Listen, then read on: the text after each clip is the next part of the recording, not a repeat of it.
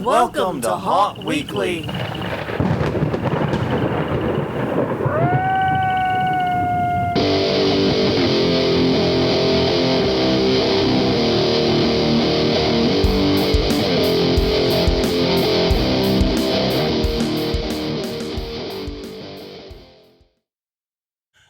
Hello, everyone. I'm Jonathan. I'm Crystal. And this is Haunt Weekly, a weekly podcast, less so than usual, for the haunted attraction and entertainment community. Whether an actor or owner, just plain aficionado, we aim to be a podcast for you.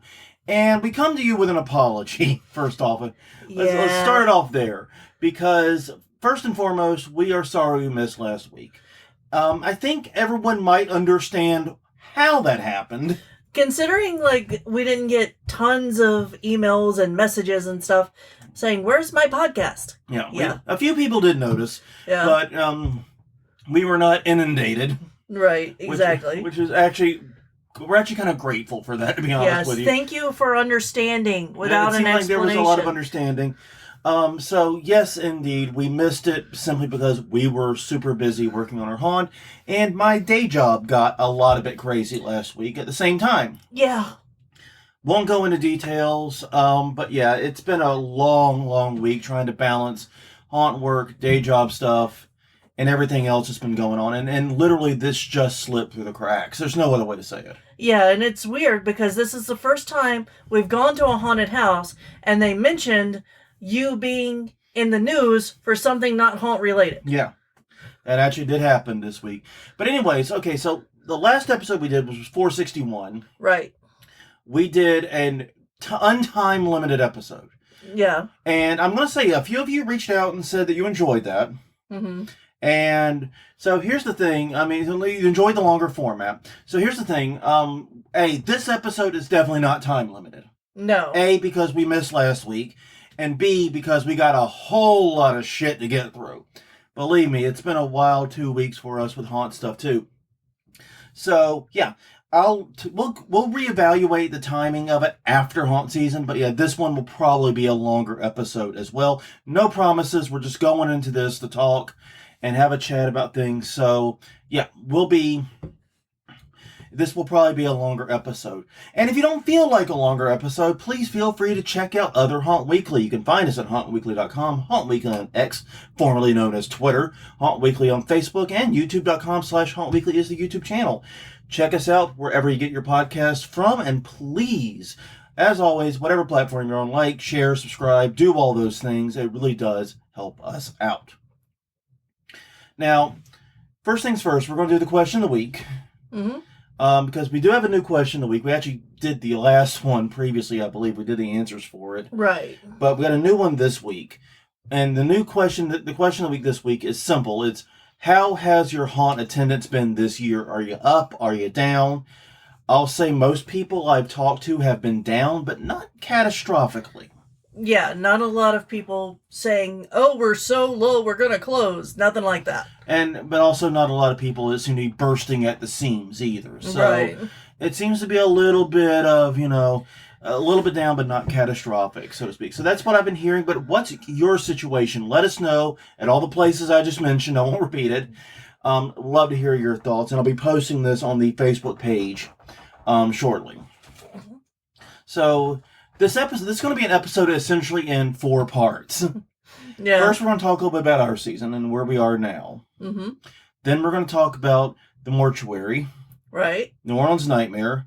And for the final part, Rise. Yes, because we visited those 3 since we've talked to you last. So that's 4 parts, and they'll cover both our haunt as well as 5 attractions. Yeah. So I guess just jump in. I mean, there's really not much else to say right now. Mm-mm. So what's been going on with our haunt is, when we last left you, I'm checking hauntweekly.com now, we last posted on October 9th, we were significantly behind on where we wanted to be. Yeah, we were still putting up walls, I think. Nothing had been painted, and we still had 2 scares to build. Yep. And 3 now. I mean. Yeah. Yeah, so it was a lot. We were nowhere near where we wanted to be with the haunt. We were getting very nervous about even being able to open. Yeah. I mean, it was looking fairly grim. We've had 2 excellent weekends of work, though. Right, including some help, Mm-hmm. some good help this past weekend. And the past weekend and the weekend before, too. Yeah. Had some great help, and basically, we went from way behind to now being functionally done. Yeah. We're at the clean out, lighting, security setup, all that type of things. I mean, the last minute stuff. Few little details that I'm out. gonna do, but yeah. You know, we're not. There's no major builds. There's nothing significant that has to be done. We could easily open like tomorrow if we needed. Yeah. It'd be a difficult push, but we could get open in a day. And both of us are taking off at least most of the day tomorrow, which is Wednesday, and Thursday, and also Friday, so that we can open Friday evening. Right, because I put in vacation time like we were going to need the time to get it done, but we worked about 30 hours this past weekend. Yeah, we really pushed through a lot. We were either sleeping or we were working in the hall. We took a little time out to go to Rise, right, which we'll get to in a bit. Sunday evening. But it was a lot of push through to get it done, and there were a lot of complicated builds, and some of it was surprising what was so difficult. Yeah. Like one of the things we are doing this year is a falling wall gag. Right. And we've done falling walls before. Yeah, we have. They were actually much larger than the one we're doing now. Yeah. But this one we were attempting to do in a way where an actor would be near the wall. Mm-hmm. And so we had to keep it open and all these other challenges. And this one ended up being a bear of a build. And a bear to keep it like remotely square or remotely correct. We think we have it now. Yeah. It's safe. It's effective. But it was a lot of learning about this because we couldn't just whack 2x4s in the middle of this. Right. Our usual solution to these problems is and throw in another 2x4 and call it done. We also are, for the first time, using a projector. This also was a thing that turned out to be a bigger deal than it was. Right. Because we actually own a bunch of projectors. Yeah, like 3 of them. Like 3 of those Halloween projectors we get like from Home Depot or whatnot, or Spirit or whatever. We own a bunch of them. We own like 3 of them. And to be clear, I don't think we bought most of them. If we did, we bought them at like 75% off. It was the last-ditch effort of getting rid of them, kind of thing. Yeah. I don't think we ever paid full price for one. I think we got gifted at least one, though. Yeah. And we've never really used them. And now I understand why. Because we found out that even in haunt lighting, these projectors were just not bright enough. Mm-hmm. Like, we used them to project movies, but I remember when we would do this out with the hot tub area. Yeah. The issue was we had to get everything super dark, and even then it wasn't very bright or clear. Yeah. Even with a perfect screen, even with everything. So, a less perfect screen because we're projecting it onto a wall.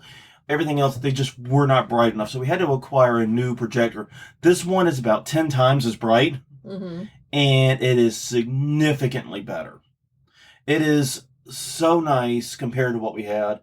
I've actually got the video we're projecting. In fact, one of my projects tonight is to get that video edited down and onto a flash drive. Yeah. For use. That's probably should be one of my projects tonight. All in all, it's going great. But yeah, but mounting that was a motherfuck. Yeah. But hey, there's nothing you can't do with enough zip ties, it turns out. Yeah, and our friend had a great idea of putting the board on a hinge so that we could get the angle right. Yeah. And then and then our friend, the friend that helped us, has actually mounted a lot of projectors, works in movies and has mounted a lot of projectors and similar things. So they were perfect at this. They actually were the perfect person to solve this problem. Mm-hmm. And thank you very much for that, because I would not have come up with that solution. I'll say that now. Mm-hmm. So yeah, the projector's mounted, the falling wall's done, the other scares we have are done. Honestly, now we're just down to detailing lighting, and we've got 2 full days to do 4 rooms, basically. Yeah. I'm probably going to focus a lot of my time. We've also done a lot of the work in front of house. Yeah, a lot of the queue lines cleared out Queue line almost. is actually cleared out. We had an issue with our neighbor's plant life. Now, I want to be very clear. We love our neighbor. Margaret, if you happen to be hearing this for some reason, I have no fucking clue how you stumbled on Haunt Weekly randomly in your iTunes or whatever, in your Apple No. Podcast. But if you do, I want you to know we love you dearly. You are the greatest neighbor ever. But the problem is her son, who rents the house to her, basically, or I don't know what the deal there is, but it's her son's home. He planted a whole bunch of high maintenance vegetation. Because he liked gardening. He loved gardening and landscaping. It was his thing. And then he moved out and doesn't do it anymore. And now there's a jungle. And so I had to go through with a reciprocating. So Margaret has given us carte blanche to cut whatever we want. Yeah. But I'm sticking to our side of the property line. Mm-hmm. And this is like right up against where our queue line is. So I went through the reciprocating saw and I just went a little Fruity Cocoa Pebbles and cut a bunch of branches and filled 2 trash cans up with them. But the queue line is clear of vegetation. It has been swept out. It needs the fine sweep, but it's ready to go. Yeah. It's ready to rock. I mean, it's done. We also have our storage situation under much better control, I think. We have probably got the most confused Home Depot reps ever. Yeah, send us all of the buckets or bins to store stuff in and skeletons. Yeah. Well, basically, one positive this season for us is because my job has been so crazy, we're not quite as cash strapped. We're not like rich or anything. Yeah. But we're not counting every penny. Yeah. And basically, one of the things I'm trying to do with that is set us up for success next year. And so, because we know we're doing at least one more season. We definitely have to do 20. Yeah. So we got to think about next year. And we may do 21. We don't know. We have not decided past that, to be clear. We just know we're going to 20. Mm-hmm. But the point is, so one of the things we did is we found out that our local Home Depot has those really nice black and yellow buckets for sale, $10 each. Mm-hmm. The big 27-gallon ones. So we may have bought like 20 of them total. Plus two extra giant large 57 ones. Yeah. And so this makes our storage consistent, because previously it had just been whatever buckets we have to hand. We would go and buy them whenever they went on sale. We didn't care Get what they 2 were. here, 4 here, 1 here. It was a mess. They never stacked. No. Never worked well together. Couldn't close most of them because they would latch close, but you couldn't like zip time close like you can these. Right. And so basically we're like, yeah, this is the shit. And now we're all in on this system. And it was really funny because we went to Rise, and on the way out, as we were going to the t-shirt shop, we noticed they use the exact same organization system for their t-shirts, which I just thought was like, yes, vindication. Yeah. So yeah, that's under control. And the other funny thing is we've addressed 2 of the major time sinks we have while working on the haunt. Back to back, we've addressed them. One I did not know existed, and found out it existed and immediately bought like a shit ton of them. And one I knew existed but never thought of it for this use. The first time sink, we talked about the Torx bit issue in a previous episode, the haunt mistakes, right, where we kept switching screw types. It turns out, I did not know this, there are impact drivers that are dual head. So you can get them with a Phillips head on one side and the T20 Torx on the other. Yeah, I did some. I was looking around for some washers, yeah, for bulk washer suppliers, and found them. And we were like, we have to have those, and it has been a life-changing event.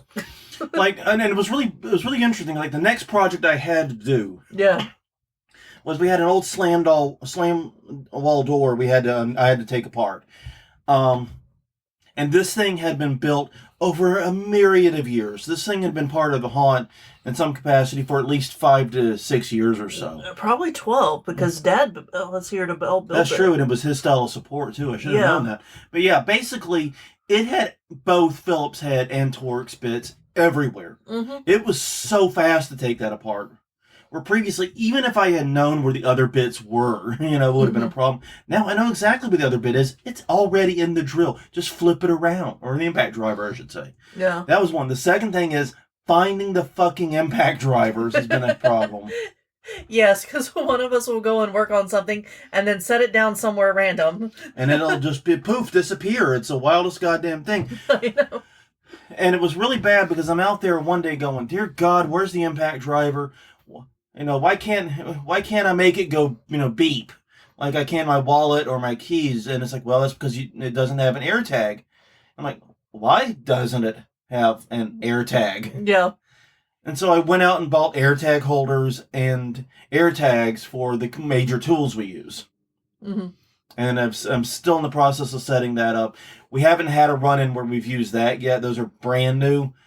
But, man, I have a feeling next year that's going to be a big help because when it comes time to find impact driver, the black impact driver, the green one, or whatever, yeah, it's going to be a huge asset because that's always a major time sink is finding those because those things are what we are constantly using. Like, when we're pretty good at putting... And the bad thing about it is... when we're very good at putting our tools back, that's when we lose them the most. Yeah, because we never expect it to be in the toolbox. Yeah, or in the tool shelf, or or in the place it's supposed to be. We never expect that. We never look there. So the times in our lives we've been very diligent about putting those back exactly where they belong, we totally lose them. Mm-hmm. So this is going to help with that a great deal. I'm looking forward to that, and that. So yeah, basically trying to set us up for success. So maybe next year we're not cursing past us so much. Right. And, tools also move whenever we have help. Our help is great and wonderful, but they also leave tools in places where we don't think of. Sometimes because they are significantly taller and high places that we would not put them. Because, I'm 6 foot. I'm not short. But this person's really tall, and they'll just set it casually on top of a wall and like, fuck. Go get the ladder. Or just jump up and grab it. In my case, I can usually jump up and get it. Yeah, I cannot. But no. So, yeah, it's been kind of a wild 2 weeks. So, like I said, for the TLDL, too long didn't listen. Yeah. I guess is that we went from completely panicked, freaking out, to now really kind of wondering how much we have to do over the next 3 days. Yeah, and in the on Friday, this past Friday, we only had 3 actors, including myself, confirmed for Inside the Haunt. Yeah, for all 3 nights. Now we have 5, possibly 6. Possibly 6. I'm still working on one of them, but we may have 6. And honestly, this haunt can run very smoothly with 4. Yeah. 5 is nicer, and 6 would be great, but not necessary. And after 6, you get into, well, these are the extra spots we made for people. Exactly. 6 is about perfect. I think 6 is about the sweet spot for us. We do have room for more. Believe me, there are scare opportunities aplenty in here. Mm-hmm. But 6, I think, operates everything major and puts 1 person per task. You know what I mean? Yeah, so I think we're going to be set for actors, which is nice because we were also kind of panicking about that. Yeah. So yeah, I think we are doing well on all fronts. And we're now actually excited about opening. Yeah. Yeah, I will say that it due to time constraints and who knows, this may change because I do have more time than I thought I was going to. It's probably not going to appear as steampunky as I had hoped, but like I said, I may be able to throw out some more gears. Yeah, just glue some gears on it and call it steampunk. Exactly. Great song. Yeah. Y'all should look it up. Yeah, so yeah, we're gonna, even though it's totally dissing the idea of doing that. Oh no, I know. We're taking it as an instruction manual, and it's absolutely not the intention. No. But yeah, so all in all, we're in a much better place now, both practically and mentally. Yeah. Because that was one of the other problems last week, when we were not in a good mental space to record. No, not at all. So even if everything was stressful. Yeah, we were panicked, and now you could probably hear the relative chillness in the voices. There was another thing that happened also. Not only did your work blow up, Oh yeah, not only did, the haunt work continue, we also had a grandkid during the middle of that. yeah, it's pretty wild that in the last 2 weeks we had a step grandkid or a grandkid, how you were going to phrase it, it was like bumped to third, and the insane shit that happened. Yes, we did though. That is true. Up in St. Louis, you might remember we were up there right before. In fact, our last episode, once again, was about Kansas City and St. Louis haunts. We were there for the baby shower. Mm-hmm. You might remember that, and you might also remember that the baby wasn't due until mid-November. And you might realize that this little guy decided he was gonna come out early. Yeah. That's really about the end of it. He's gonna be a baddie baby. Yeah, so he was born, I believe, what day was it? The 10th? I think it was the 11th or the 12th. She was at the hospital for multiple days. And the baby was also born like at midnight, basically. Yeah. So there may be some confusion there too. The baby was born overnight, basically. So yeah, we'll look that up. But yes, we are grandparents now. Mm-hmm. Little baby Sean Ferguson III is out in the world. Baby and mom are doing well. Mm-hmm. But yeah, none of the usual issues you would expect with a baby coming out early. Baby was a big boy. Yeah, it was 6 pounds. 9 ounces, I think. Yeah, a big baby. So yeah, none of the usual issues of a baby being born early, but baby and mom are doing fine. It was just time for the little one to come out, basically, and honestly, who am I to say no? Yeah, the 11th. The 11th, okay. I couldn't remember because it was like it was overnight. Yeah. So yeah, it was the 11th. But yeah, so that happened. So yeah, a lot of stress, a lot of things going on. Yeah. I don't really know how else to phrase it. It's been just overwhelming, and I'm glad that we're kind of now, as we in the final push to opening, that we're all kind of like, yeah. We're kind of catching a breath. We're taking a deep exhale, and we're, trying to A, enjoy the season some, and B, just calmly finish up the stuff we got in front of us. But since we last spoke to you, we did visit 3 haunts, and I guess now's the time to move on. Yeah. So, we did 2 in one night. The week after we spoke, so 2 weekends ago, we went to the Mortuary Haunted House and New Orleans Nightmare, both functionally here in New Orleans. Ironically, Mortuary is located in New Orleans. New Orleans Nightmare is actually in Jefferson Parish. But, Yeah, so this would have been the 13th. Yeah. Sunday the 13th. Yeah, this is the first time that we've done a lot of Sundays. I don't know that our haunts are usually open on Sundays, but I'm very grateful they are this season. Yeah, I was grateful to be able to go to the haunts, and in both cases, we were in and out fairly quick. Mm-hmm. Now, we did Mortuary first, and if you recall the previous episodes, we have been very critical of the theme. Yes, it is Hell-lection. And it's bad because when they announced the theme, I think in August or something, you and I both rolled our eyes and we're so sick of the election already. We're so sick of it. Yeah. And it's and that's only gotten worse. Yeah. Yeah, that was not helped. But people, even though there was American flags all over the marketing, yeah, they were swearing that it didn't have anything to do with the election. Which, but it's an election year, so if that were true, it would have been last year or next year, Well, and the problem is, it's you may not intend it to have anything to do with the election, but to us, it is clearly going to. Yeah. I mean, you have to realize that your intention doesn't really matter.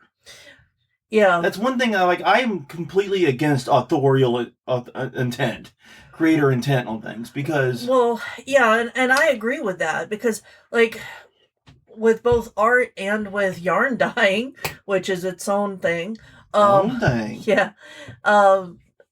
I will create things that I'm not happy with, but other people love them and want them. And it's just, I'm not happy with it because it doesn't match the vision that I had in my head. Not that it's bad. Yeah. But it's bad to me. Because all art gets is first processed by the creator. Yeah. And is then put out there and is then processed on the other end by the viewer, the consumer, the whatever. Yeah. And it's that in processing that really, truly matters. And yeah, the artist has very little control over it. Yeah, exactly. But it's that processing that really matters because that determines where it actually ends up. Mm-hmm. And so saying, oh, it's not about this year's election, it's not about the election at all, is a little flat. It lands a little flat with me. Yeah, it was not a good approach, I think. Especially in one thing I noticed when we got in line, and it's maybe because we were early in the night, we were there right at opening functionally, was that the audience was really young. Yeah, I don't think there were very many adults that were not chaperones. Yeah. Some stripe. Yeah, maybe one or two couples, and that's it. Yeah, it was all teens and tweens, young teens and tweens. Mm-hmm. It was, I would say it was like 11 to like 15 was the majority of that age range. And so that made it very awkward for us as, two 40-somethings standing in the middle of all these tweens, like, we're going to the haunted house. Yeah. And of course, they're doing their screams and their stuff that they do in line with line actors. And then all the ticky-tacky and social media stuff that I don't understand. Yeah. And even last night when we were talking to our bartender, who's much younger, a university student, she's 21. Yeah. She was like, yeah, I didn't go this year because I don't want to deal with anything with the election. Yeah. Because everyone over the age of 18 is sick of this shit. Yeah. And that's not even a political statement. We're all sick and fucking tired of it. Yeah. It feels like it's been going on 3 lifetimes. Mm-hmm. I mean, it's Jesus. And then you made it your marketing. And look, we have friends who work there and even friends with some higher up positions. And they were so proud of the theme. And it's like, guys, no. Yeah. It's just bad. And I'm sorry. Well, and it actively makes me angry because I'm going to get into the pieces that were U.S. election themed. Okay, go for it. Outside, they had an Uncle Sam character. Which I want to focus on in a minute, but yes. Yeah. Inside, they had desecrated American flags, and they had one more Uncle Sam character. Yeah. And that was it. But the story, so we'll get into the story a little bit, was supposed to be about the 4 horsemen. And that's a better story. That's just a better story to tell. You could have even made it, like, if you wanted to have an election theme, you could have even said, choose your horseman. And they did on one brief Facebook marketing thing. I saw that once. That's not an election thing. That's just choose your horseman. It's like when, like in Ghostbusters, choose your destroyer. Exactly. That's totally different. That doesn't make me think election at all. That makes me go, I'm down with death. I just want to go quick. I forgot that the other thing that was U.S. election based was you had to choose to go through a blue or a red door. And we'll circle back on that in a second too. Yeah. Yeah, but basically the thing did not carry through the haunt, is the point. Yeah, and it didn't need it. Like, it would have been such a better story without it. They really hit it. I think they were, like, really close to a great idea with the 4 horsemen thing, and then just decided that for some reason the hell election would get more eyeballs or get more interest or whatever. Mm-hmm.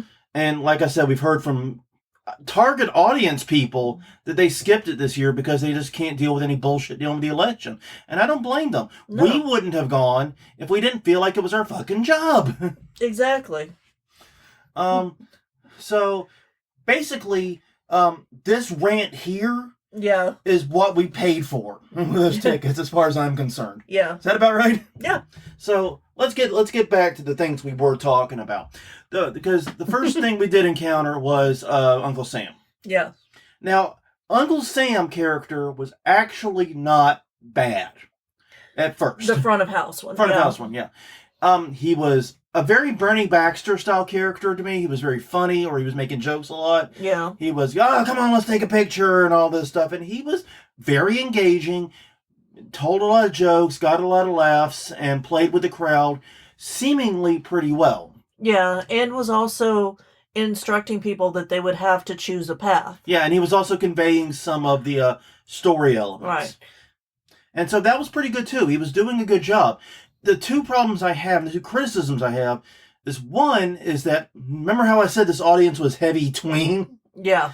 He was telling a lot of jokes that were not appropriate to tell around tweens. Yeah. Especially jokes, because one of the problems they were having, and this is actually, I think, a design flaw, is they, it was impossible to get the photo with him. It was also a photo op situation. But the photo op did not work without the flash. Right. Unless you were like Crystal and I and you were doing it super up close. And so he was having to remind people to turn on their flash, and he would repeatedly joke, I was out there flashing last week. Yeah. To like 12-year-old girls and 12-year-old guys. It's like... Yeah. That was a little cringe. It was a lot. It was a lot. And so that was bad. And he had a few other jokes. It's like, that's dicey around clearly underage people. Yeah. And the other thing... He did, like, when he saw us, he did make a joke about, yeah, I know you're tired of this election stuff. Yeah. So they knew that we were coming and that we weren't going to be happy about the theme. But overall, other than the inappropriate jokes and the fact that he didn't have enough jokes, and hey, I feel you on this one, buddy. You and I are on the same team here. He ended up repeating a lot of jokes while we were in line, because it was like 30 minutes through line. He didn't have 30 minutes of material. You know what? I understand that completely. I'm in the same boat as you. But still, I did notice that. But the only real issue was actually the inappropriate jokes. Yeah. With underage people. And that's just, it felt slimy. Other than that, I thought he did a really good job. Yeah. And so, the queue line experience in general was, I thought, pretty good. I did note, we forgot to mention that when getting in line, they still have the issue of signage. Yeah, this year it didn't bite us. No, it didn't. This year it bit others. Everyone else. Yeah. Because we arrived at the same time as a bunch of other people, and we got in line, and fortunately they did have a girl that was right there at the entrance. Yes. It's like, this is the line to go to if you are having your ticket scanned. If you need to buy tickets, you need to go, this way. You can do it online, or you got to go around. And apparently everyone else was looking to buy tickets using cash. Yeah. And they had to be directed where to go, and it was not clear and not simple.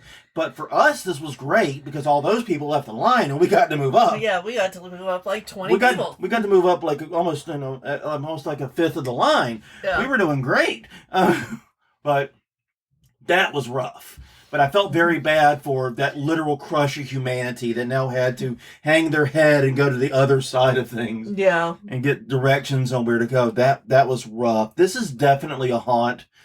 I would recommend buying the tickets in advance just because of that. Yeah. It is more expensive, but my God, is the getting in line process so much better. So anyways, and the other thing with the queue line was it was really warm in there. They had giant fans, but they were not pointed at the crowd. Mm-hmm. Not sure why, but they weren't. And so that was a little rough. But other than that, queue line experience was fine. Yeah, and there was another queue line actor going around. Yeah, she was really good. She was. I think she's a friend of ours. I believe so too.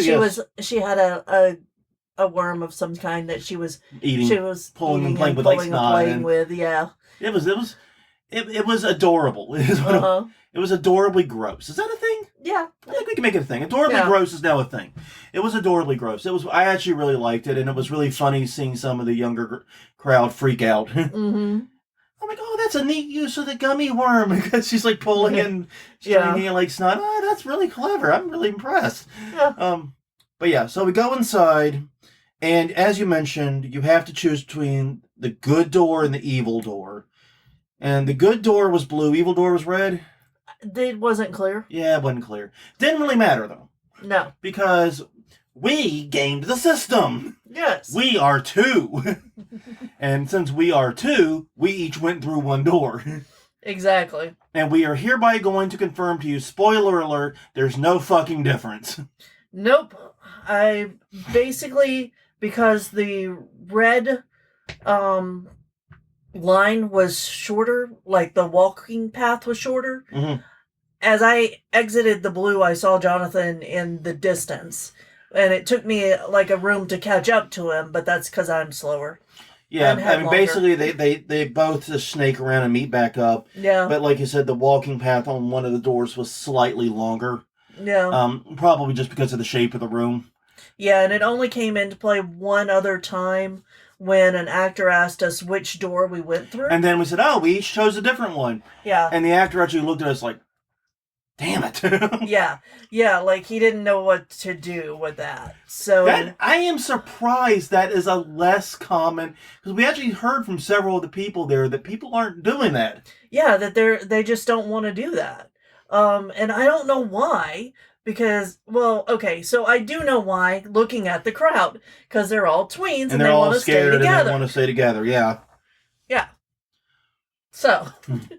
But yeah, so we went through, and the rest of the haunt was, I mean, it was very standard mortuary fare. I don't really have much comment about the haunt itself, as kind of weird as that sounds. Yeah, no, there were signs for each of the horsemen's areas, Yes. And they did fit with what, you know, the visuals fit with the theme of that. Like, pestilence, you know, was like infected peoples. Yeah, you saw like pustules and... Yeah, famine was zombies because people eating brains because they were hungry or something. Yeah, I thought that was a little... I could stretch it, you know? Yeah, famine's a tough one. I'm going to just give them a break on that one. Famine's tough. Like, I don't know what I would do for famine other than maybe like cannibalism.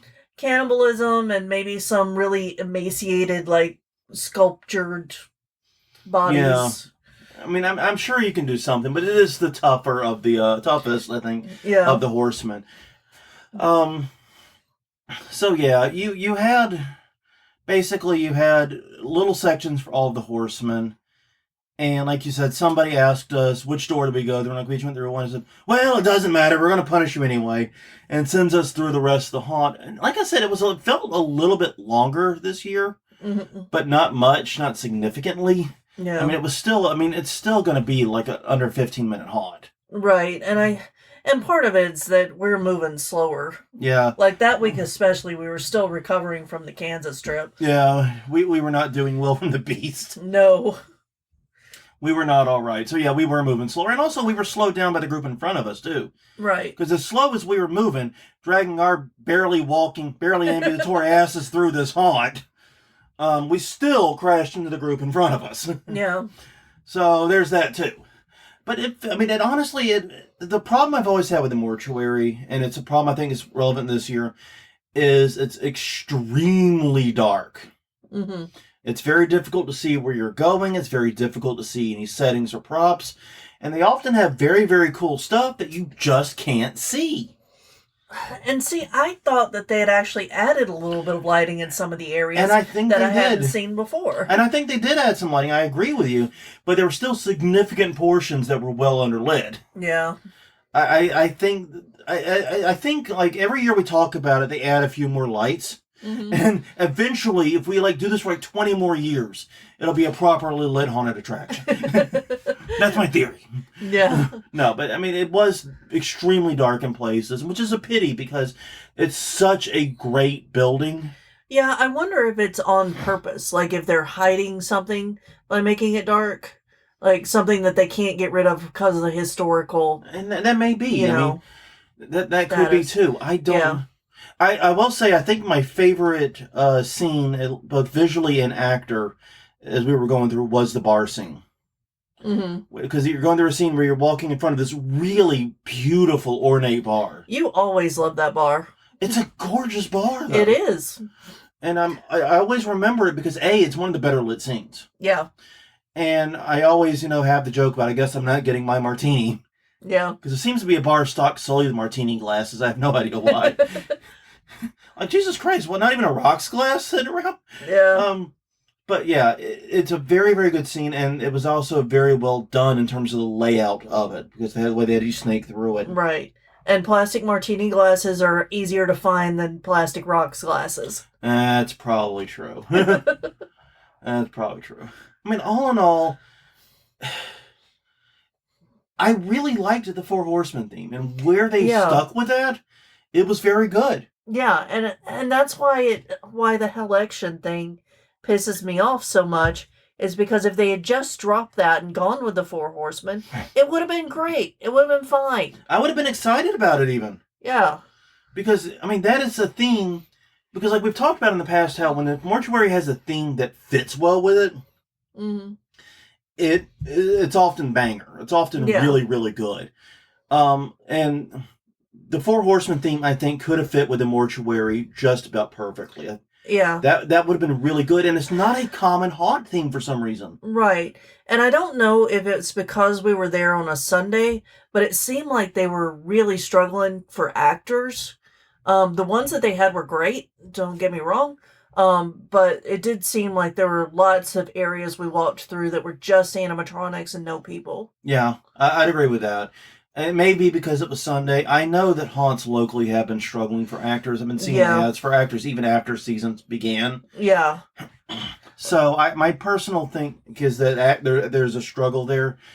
I also think, though, that maybe some of the actors they did have were not used strategically, because there were a few spaces where actors were stepping on each other.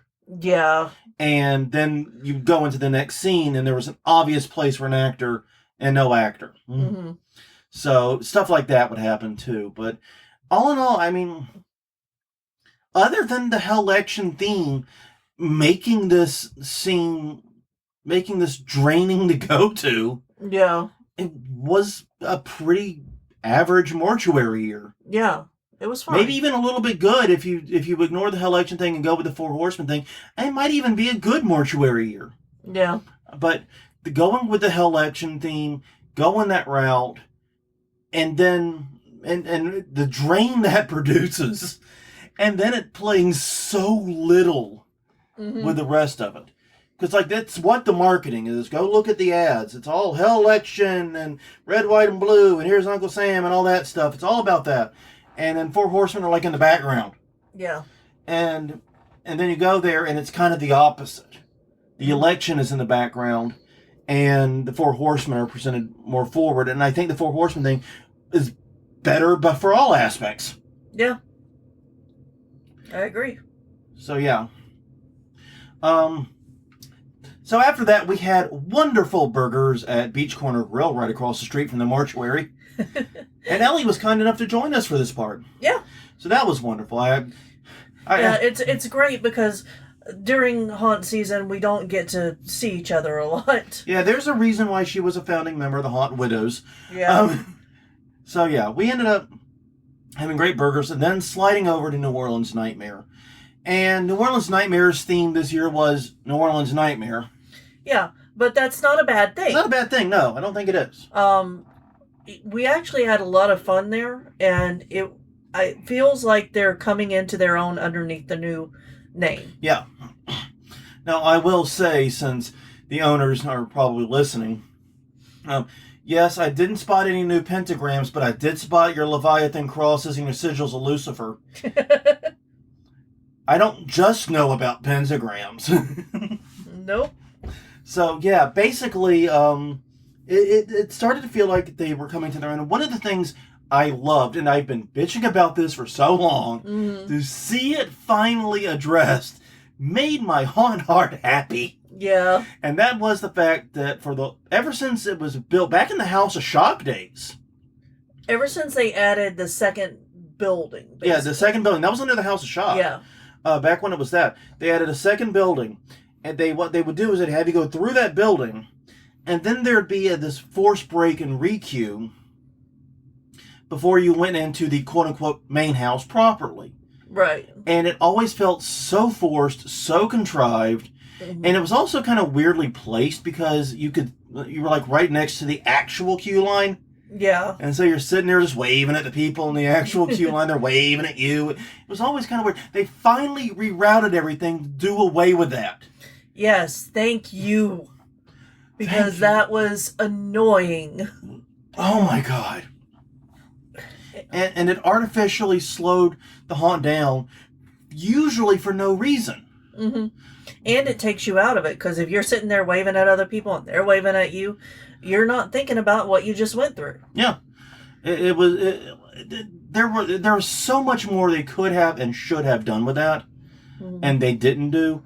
So that I think just getting rid of it rather than trying to reconfigure it was probably the best move, and I'm so grateful for it. And the other thing about it was, ever since they redid the first building, or which is the new building, as you noted, thematically there's no real break between the first building and the second. Right. It's just a natural flow. Well, and for some of the end years there at House of Shock, it was promoted as 3 attractions but 1 ticket. Yeah. Because you would go through like the graveyard scene and then you would go into the clowns. Yeah, which they still have clowns. It was the New Orleans morgue scene. Yeah. Yeah, and then the clowns. Yeah. Don't ask me how the fuck that makes any sense. Yeah.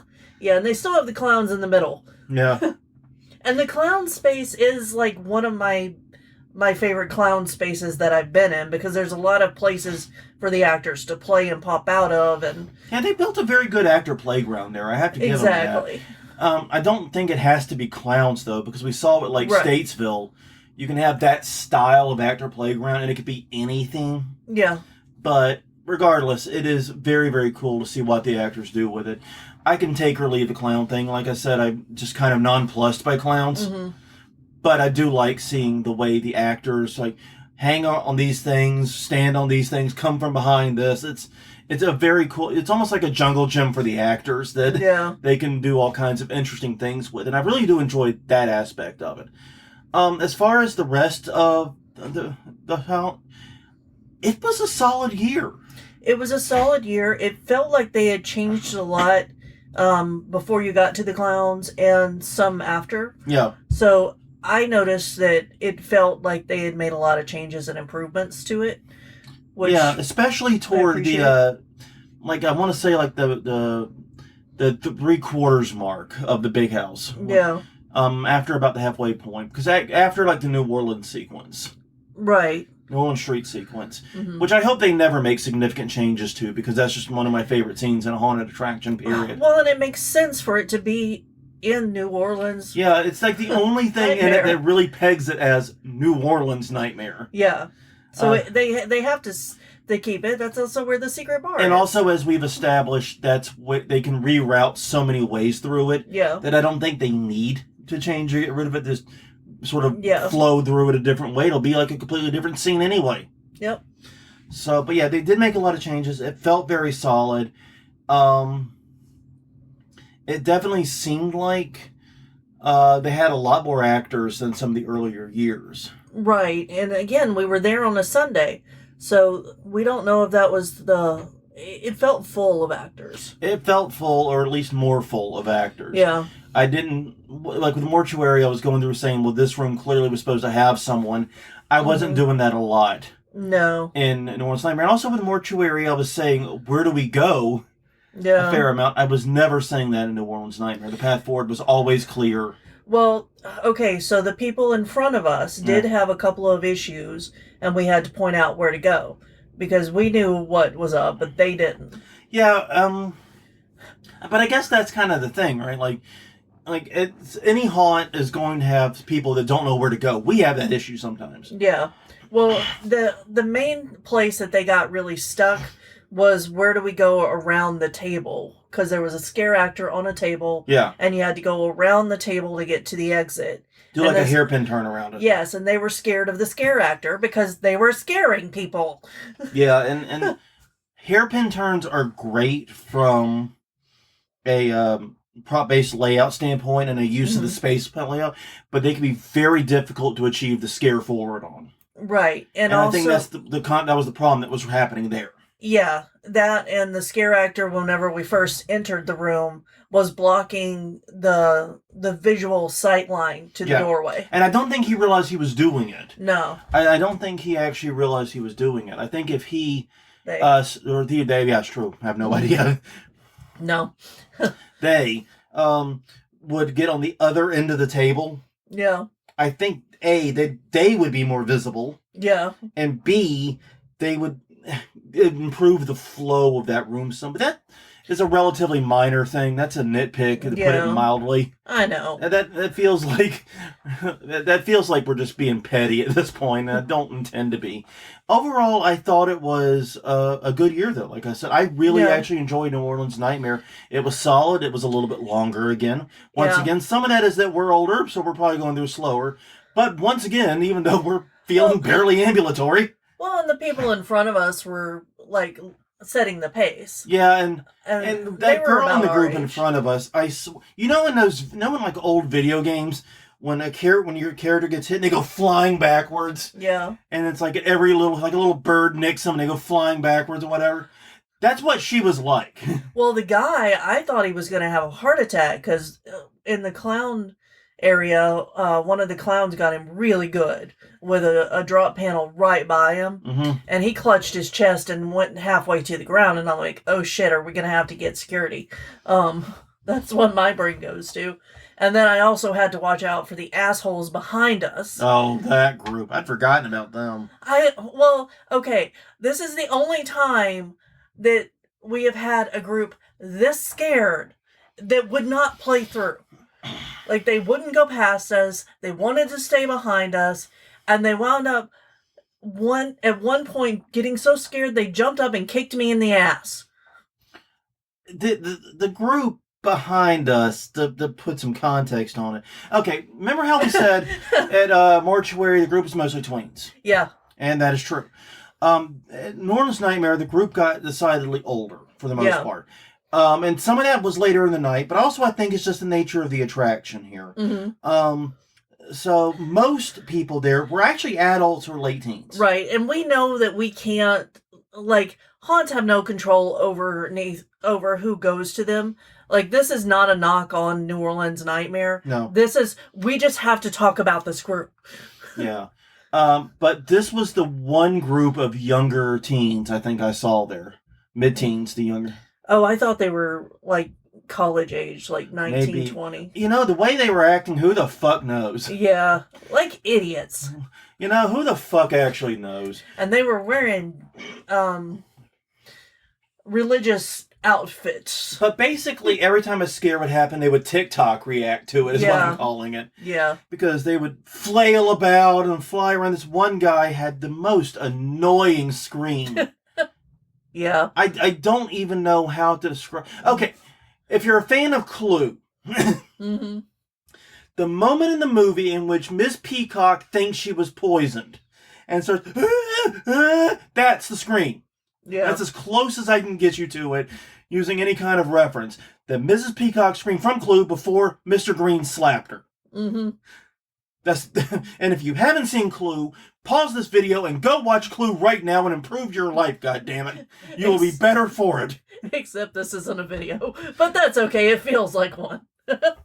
Go watch Clue right now. You Yeah. will improve your life. Just trust me. Yeah. Greatest written comedy ever. Yeah. But no, they were... And there were so many times where, like, they would just start chanting whenever they were scared that, I'm only scared of God. Like, you're literally screaming. From a clown. And saying that you're only scared of God. Like, what is in your mind? Rocks, that's what it is. My brothers in Christ, go make a hell house. Just, it's clearly your calling, right? Yeah.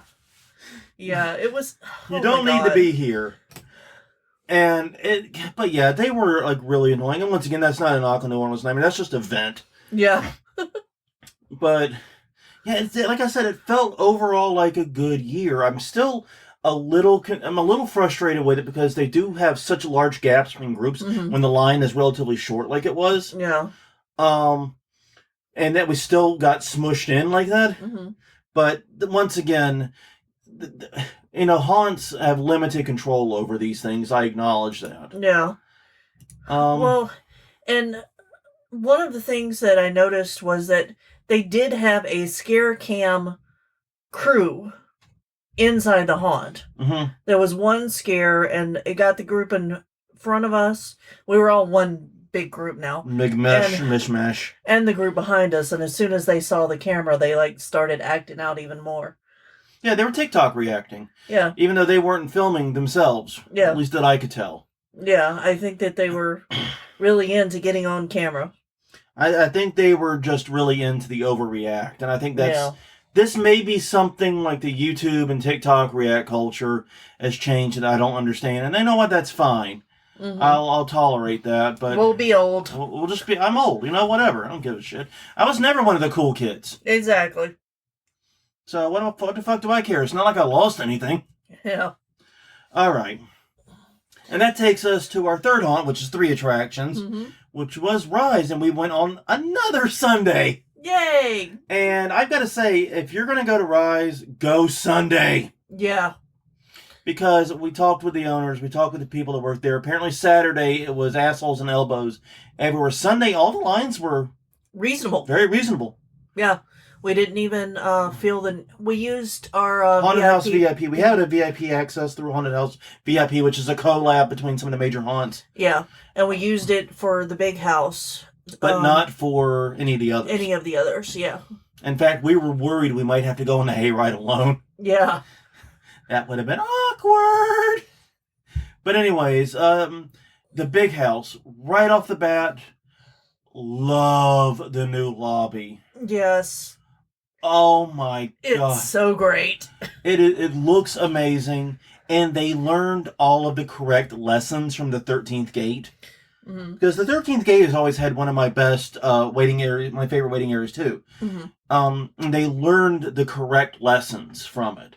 The first one being the use of the chutes, where you go in, you go through the photo op area, and you're put into like these shortcut, like being loaded in for like the road, like the chute, like right before you go out on the rodeo or something. Yeah. Where the bull goes into the rodeo. And that way they can just take one chute at a time, 1, 2, 3, 4, 1, 2, 3, 4, go back up and down the line and let people in. That's much more organized, much more streamlined. And they also had air cannons and various other things to entertain people. Right. But I do like the fact it was brighter and incredibly detailed. Yeah, it was beautiful. It was just a beautiful room to look at. And I've got to be honest, I never thought their previous one was bad. No.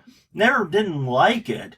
But it was also never like the highlight of the podcast, Right. No, we saw the infinity mirror at the top of the stairs, and that was really cool looking. It was a really well done infinity mirror, too. Yeah, it was. But it also left a lot for, basically it created one long line instead of multiple short lines. Yeah, and you felt like, and there just wasn't like much there to look at, to be honest. Mm-hmm. Other than the infinity mirror and the staircase and a few other things, it just wasn't a lot to look at or engage with. Now there is. Right, and, they actually, poured the slab and built this building with all the stuff in it this year. Yeah. It was not there last year. Yeah, this amount of work was nuts for 1 year. Yeah. I'm genuinely very impressed they got it done and that it looks as good as it did. Yeah. And they said they may make more improvements next year, so we'll see. Yeah, and that wasn't all.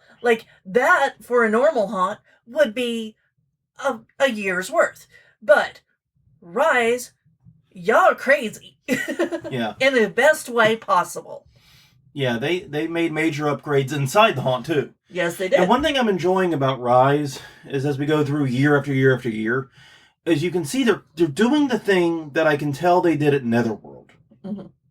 Which is they're keeping the shit that works. Right. And getting rid of the stuff that works less well or not at all.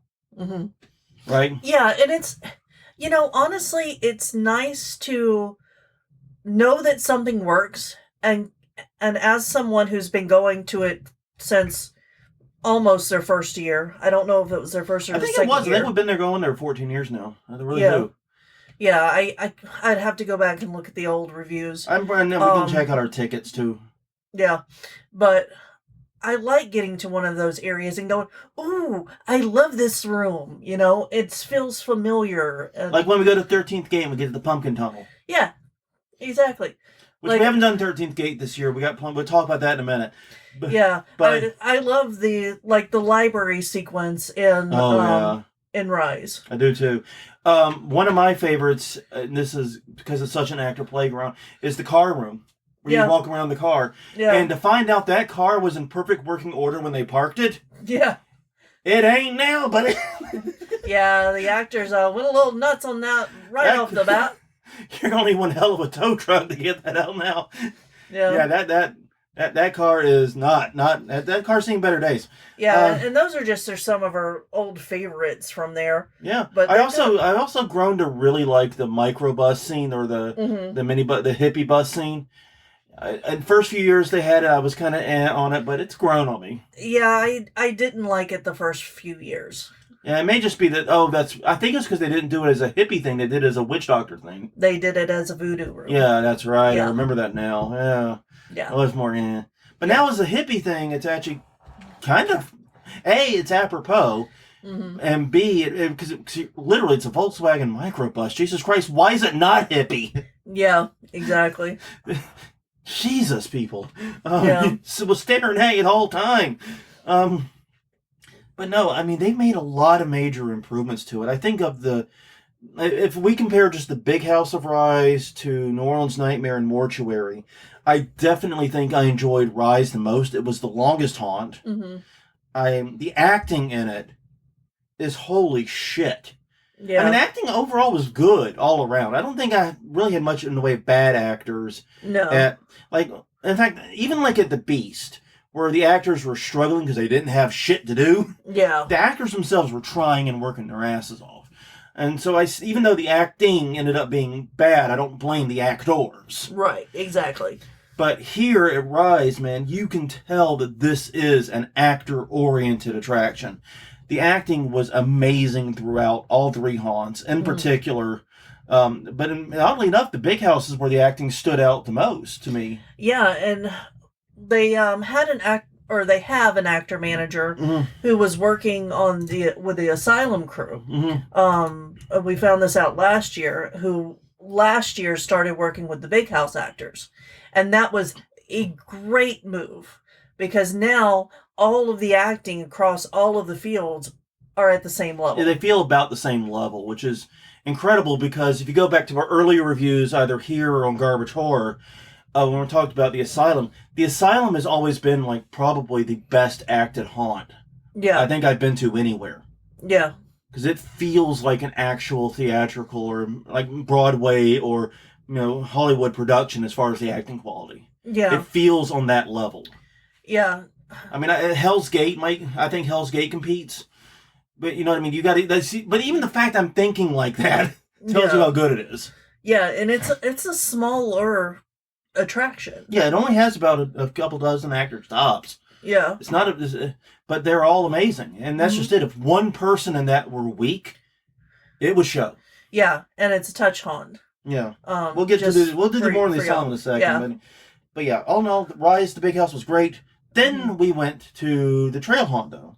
Yes, then we weren't sure if we were going to be able to do all three things before leaving because we got there a little later than we intended. One complaint about Rise is they are open from 7 to 9 on Sunday.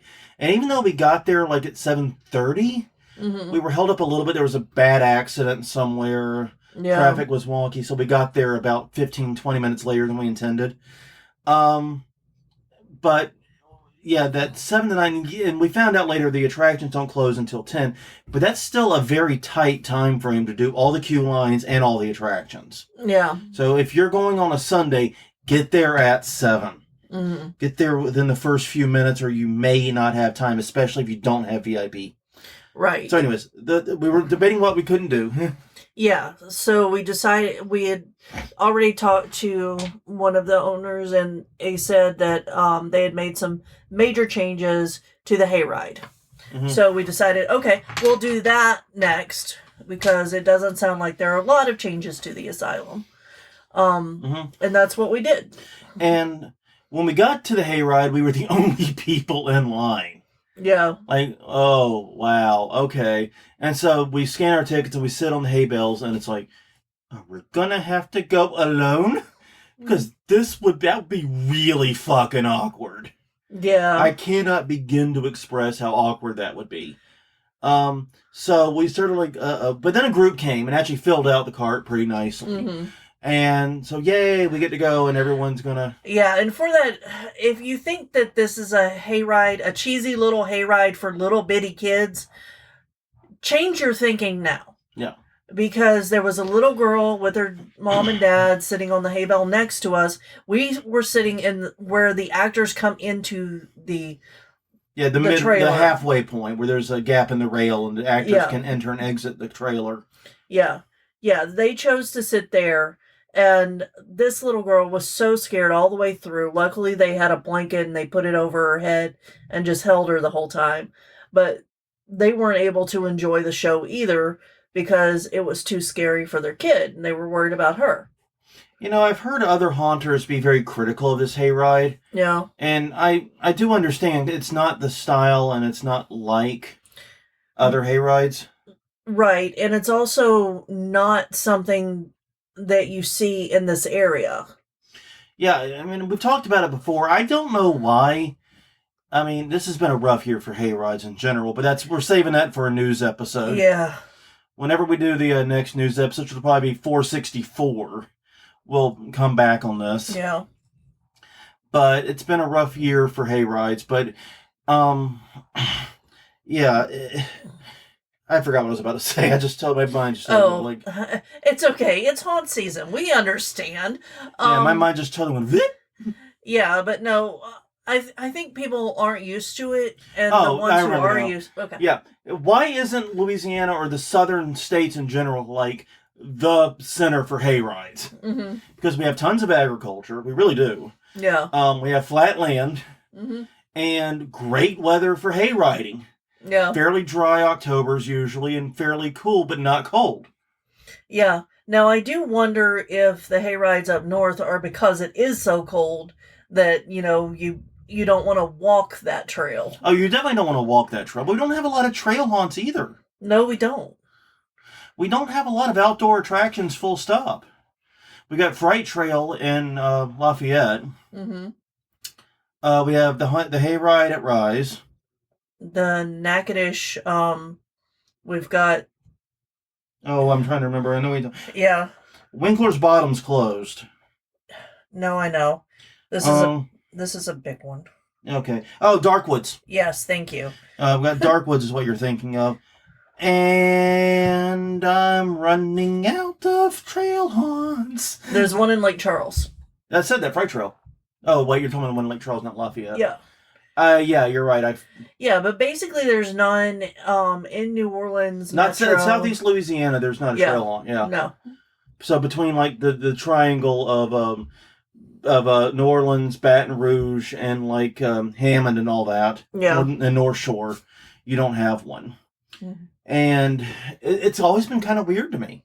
Yeah. We have great terrain for it, great weather, but doesn't seem to happen. But regardless, I actually really enjoyed it. Now, the big new scene was a sawmill. Mm-hmm.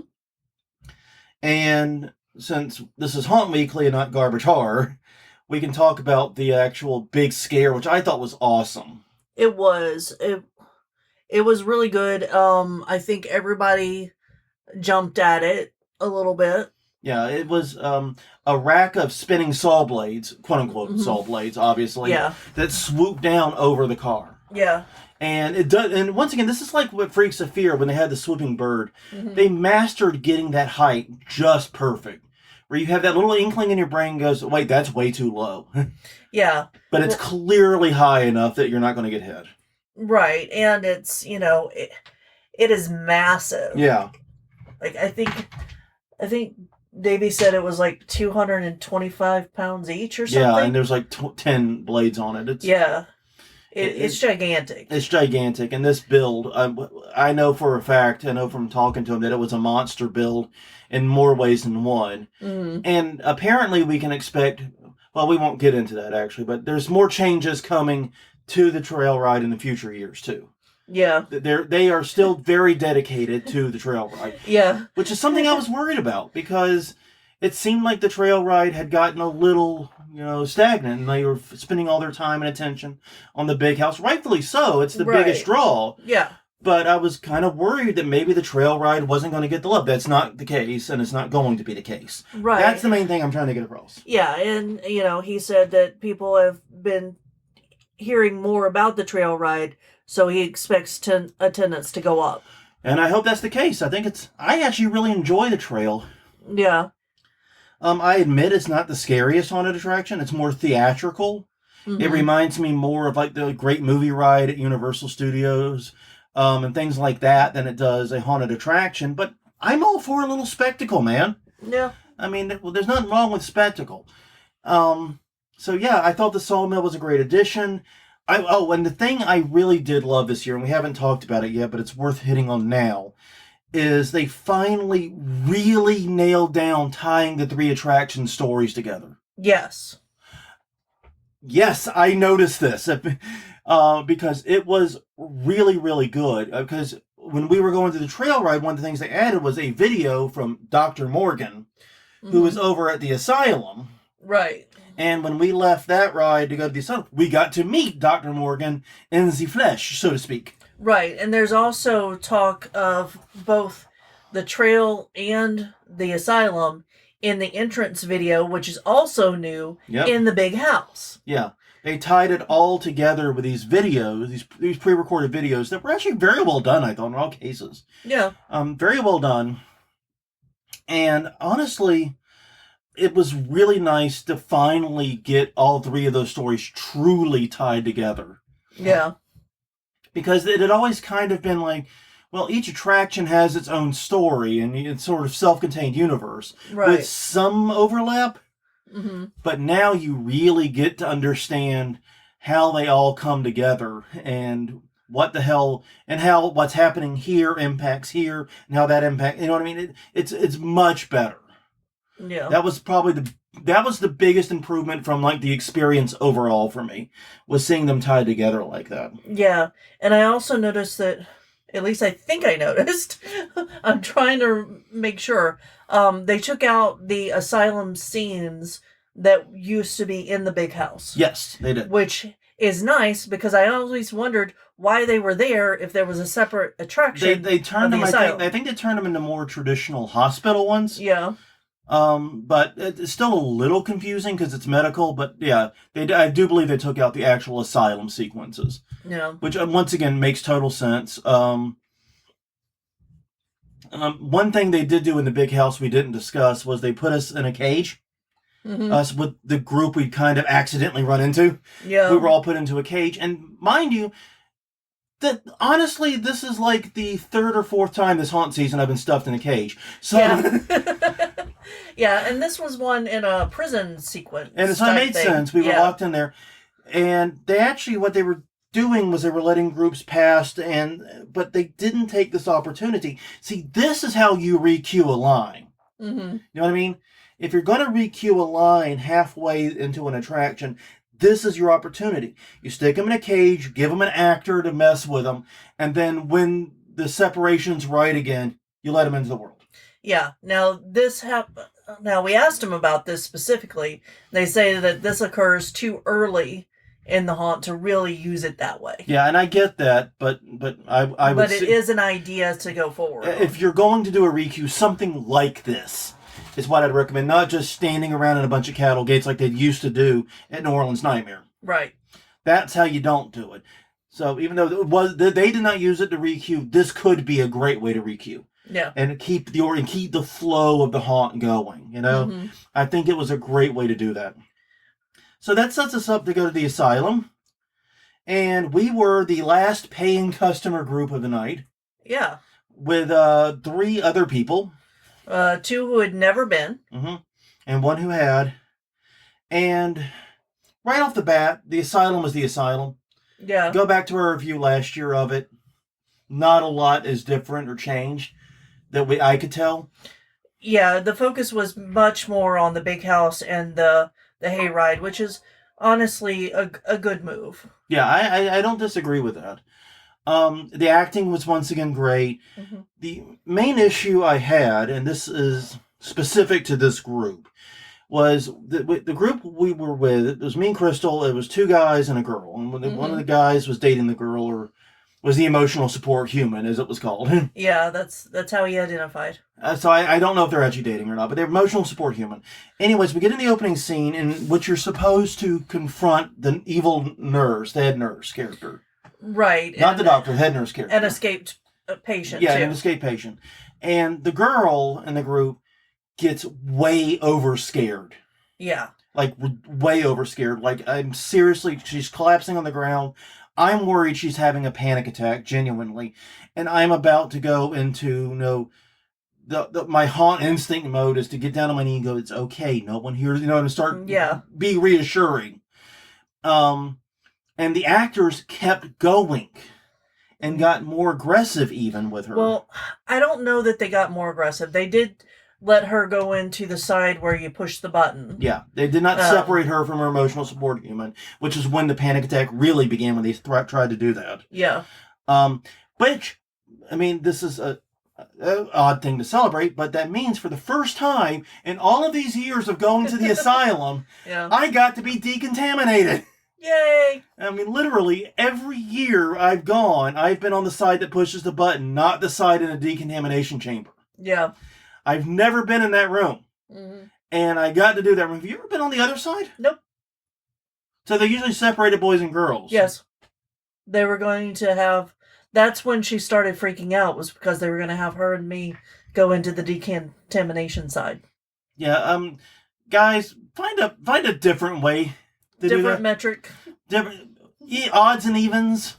Yeah. Rock, paper, scissors. Duck, duck, goose would be really fun in there. Oh, yeah. Have the crazy man go, duck, duck, duck. Exactly. Did he say you're the goose getting? Exactly. That would be fucking hilarious.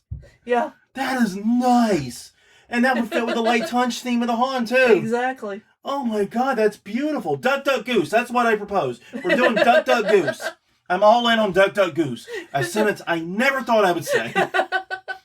Yeah. We're all in on duck, duck, goose here. Duck, duck, goose for 50. To the moon. Yeah. Oh God.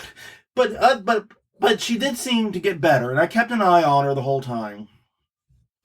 She got better. And the end result was she made it through the attraction pretty much fine. Yeah. And the attraction was the same story, largely. The same actor, same scenes. But once again, the acting is great, and the use of touch. And the thing I like about the asylum, I realized this as we were going through, is they do touch you. They brush your hair, touch your shoulders, do things like that. Stroke your cheek. Stroke your cheek. Pinch your nose a little, things like that. But they use it not necessarily like the touch is the scare. They use it as a way to invade your personal space. Yeah. It's all about getting close to you. And so, like, the reason they're, like, getting right up in your shoulder so they can, like, kind of almost cuddle you. Yeah. And make you uncomfortable. Like, ugh, this is creepy person trying to snuggle me. It's weird. Yeah. One of the things that because it's an interactive haunt, and you're supposed to play back with the actors. Mm-hmm. I think that if there were any way that they could learn a lesson from Exiled, that would be really good. And I think that comes from when we went to Exiled and in the tent, specifically when we were being hazed to get into the group. They would ask us to do certain tasks and questions directly. And I think that would make it a more interactive experience at the asylum if we were asked to do certain things. Or ask questions directly. Yeah, or answer certain questions, Like, it could be as simple as, what's your name? Yeah. That forces you to respond. That forces you to engage. But saying, does anyone here have anything to say? Yeah. No one's going to respond. Yeah. I mean, some of y'all never were in elementary school. Mm-hmm. Yeah, and I know that some of it's just, it's timings and trying to get people through and all that. And also, it doesn't help that it was late on a Sunday after a hard weekend. Yeah. All that. I mean, believe me, I sympathize with the actors. They were just wanting their goddamn Monday off from acting. Yeah, but I'm trying to think of why I was so interactive at Exiled versus the level of interactivity I give to the asylum. And I think that's it. Yeah, I would agree that there needs to be more direct questioning, more direct having people do instructions, things. Yeah. And because there's an old, like, psychological theory about how if you see a person collapse on the sidewalk, and you say, "Someone call 911." Exactly. No one's going to call 911. Right. That person's dead. But if you go, you in the big hat or whatever, call 911, that person will call 911. It's the difference between that. Exactly. And that's exactly it. Yeah. And then there's actually been like tons of psychological papers about that. It's a true thing. And in fact, there was one woman who literally was re-kidnapped. She had escaped a kidnapper. Yeah. And was re-kidnapped because she ran out and banged on the door at like a townhouse or something. It had like 8 people in it. Said, "Someone call 911, blah, blah, blah." And all this was, and it was screaming, and no one called. And I said, "Why?" And they all asked everyone, "Why didn't you call?" I said, "I assumed someone else did." Now me, I'm a crazy motherfucker. I'll call 911. I don't care if someone else has. Yeah, exactly. I don't assume other people have. I assume other people are shit. You see, that's my problem. I have no faith in humanity. So I'll call 911, but I'm also the outlier here. So, yeah, I think that would be a good improvement, is more direct questioning, more direction. Right. Full stop. And I think that would make it feel very different from inside the big house. Yeah. Because now that the big house acting has come up so far, it's on the same level. Like, it feels very much. Yeah, the only distinction is the soft touch and the greater personal space intrusion that comes with it. Yeah. But we're still being acted at, not being asked to act. Exactly. I think, yeah. You know what? That's it. You're done. Yeah. We're done here. Well, I think that's about everything. We got about another 120 minutes again. Yeah. 1 hour, 20 minutes, not 120 minutes. Jesus Christ, it's 2 hours. That'd be a long time. But it's haunt season, man. We're tired. I know. But on that note, everyone, thank you very much for joining us for this episode. This, I guess, sort of double-linked episode. So even though we missed a week between this and last week, you kind of got another full episode in there. Yeah. But please do check out all the other episodes of Haunt Weekly. We're at hauntweekly.com, Haunt Weekly on X/Twitter, Haunt Weekly on Facebook, and YouTube.com/Haunt Weekly, as well as wherever you get your podcast from. Drop us an email, send us a line, like, share, subscribe, all the stuff I'm supposed to say. Did I get all the words out? I think I did. I think so. But until next time, I'm Jonathan. I'm Crystal. And we will see you all next week.